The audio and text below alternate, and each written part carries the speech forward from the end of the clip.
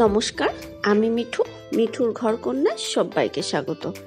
সবাইকে সুপ্রভাত জানিয়ে রবিবারের ব্লগটা শুরু করলাম। গাছের ফুলগুলো দেখিয়েই শুরু করলাম। গাছের ফুলগুলোর এক একটার এক এক রকম কালার হয়েছে। আমি কিন্তু এনেছি রক্তগাঁদা বলে, কিন্তু সব রক্তগাঁদা হয়নি। আর যেটা অন্য গাঁদা সেটা তো এখনও গাছে ফুলই আসেনি, করেই আসেনি। কালকের ঘুগনিটা বেশ কিছুটা আছে, মানে কালকে যে নিরামিষ ঘুগনিটা করেছিলাম। এবার সকালবেলায় ওর বাবাকে বললাম ব্রেড আনতে, যেহেতু আটা না কম ছিল, হয়তো 3টে থেকে 4টে রুটি হবে। তা পাড়ার দোকান থেকে আমি বললাম গিয়ে আটা নিয়ে আসো।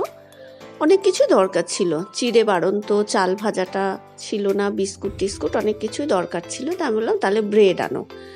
এই প্রথম আজকে ঘুগনি দিয়ে ব্রেড খেলাম, এর আগে কোনো দিন খাইনি জানো তো। বাটার দিয়ে একটু সেঁকে নিয়ে এরপর আজকের থেকে রঙের মিস্ত্রিরা কাজ করবে। ওরা বলে দিয়েছিল কি কি আনতে।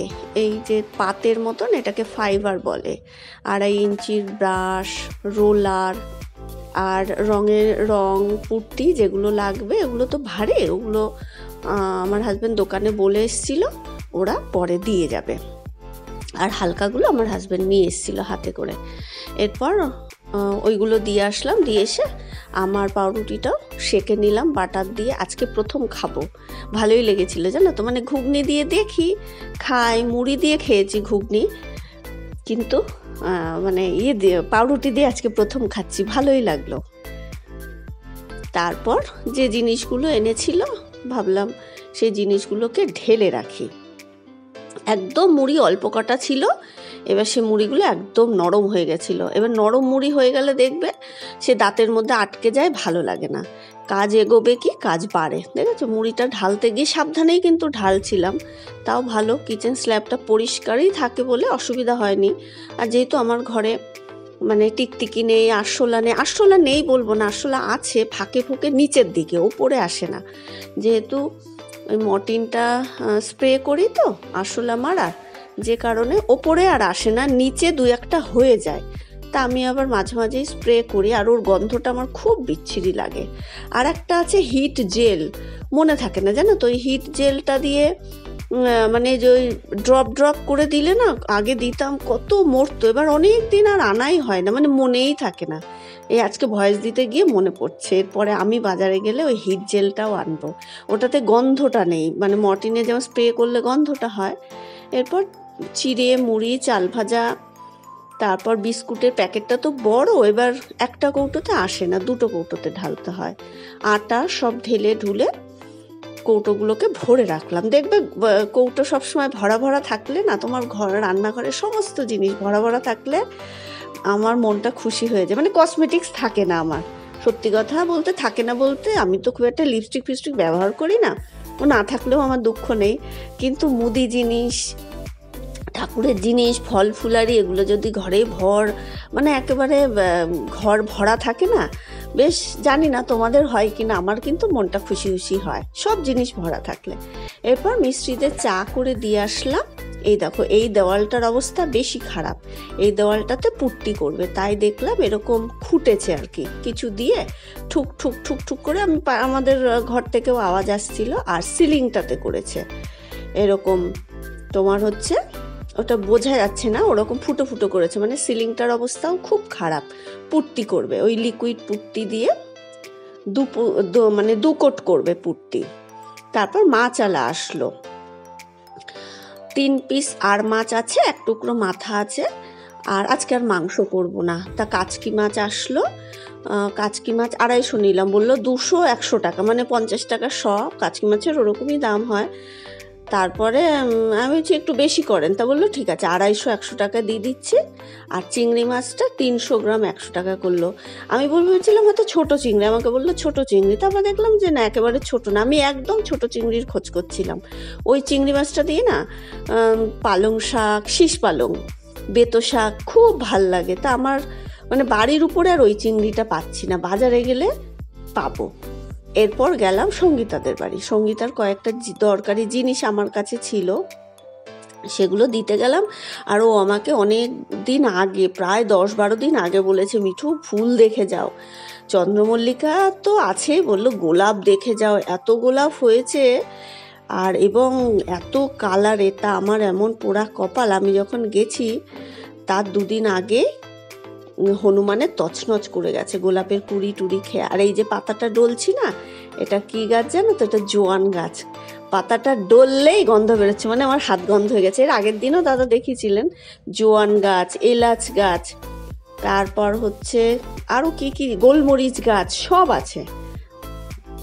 মানে কতটা সময় দিতে হয় বুঝতে পারছো? ছাদ ভর্তি গাছ, সময়, ধৈর্য আর পয়সাও খরচা হয় গাছের পেছনে।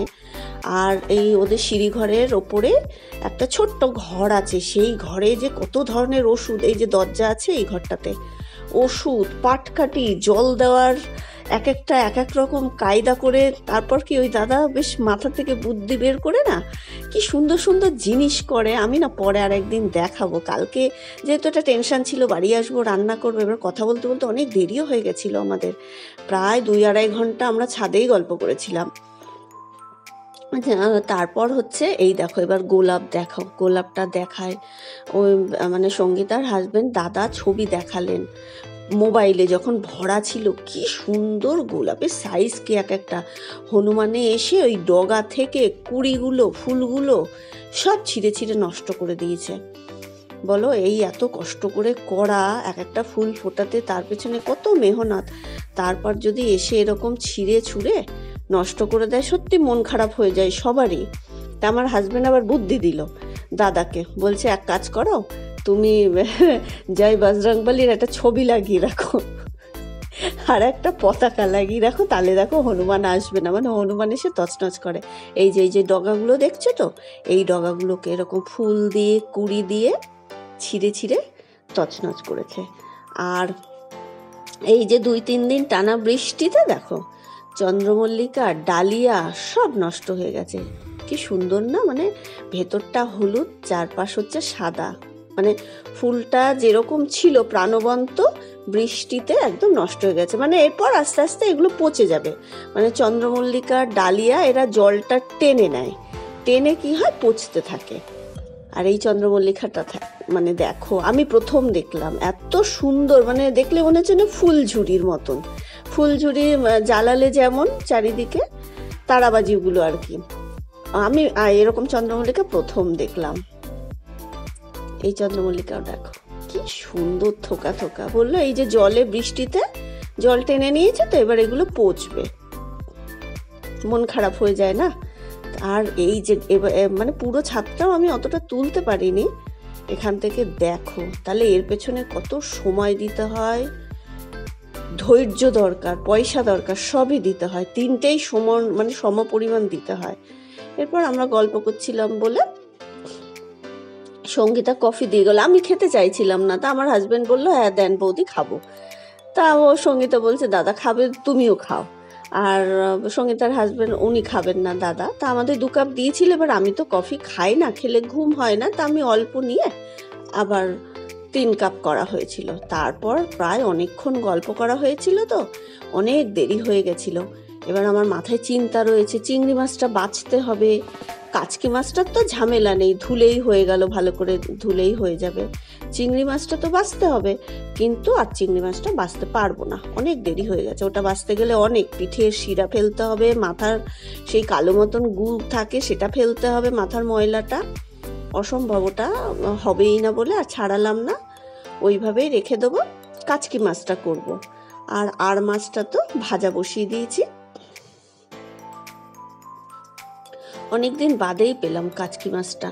ওর বাবা খুব ভালো খায়, ওই জন্যই নিলাম, যে এমনি তো মাছ খুব একটা খেতে চায় না, জোর করেই দিই। এবার যে মাছগুলো ভালো খায় না, সেদিনকে বাড়ি থাকলে মনে হয় গরম গরম ভাত দিয়ে খাবে। আর এই কাচকি মাছটা একটু চচ্চড়ি খুব ভালো খায়, ওই জন্যই নিলাম আরও।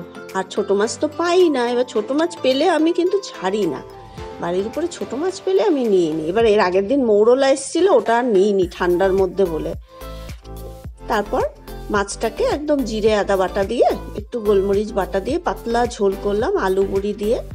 আমি আর মাছ এরকমই করি, আমরা আর মাছে কিন্তু পেঁয়াজ রসুন দিই না। বোয়াল মাছে যেমন একটু পেঁয়াজ রসুন দিতেই হয়, বোয়াল মাছে পেঁয়াজ রসুন টমেটো ধনে পাতা দিয়ে একদম মাখা মাখা হবে, খুব ভাল লাগে, বেশি ঝোল হবে না। আর মাছটা একটু জিরে আদা কাঁচা লঙ্কা গোলমরিচ বাটা দিয়ে একটু পাতলা ঝোল হবে, খুব সুন্দর লাগে।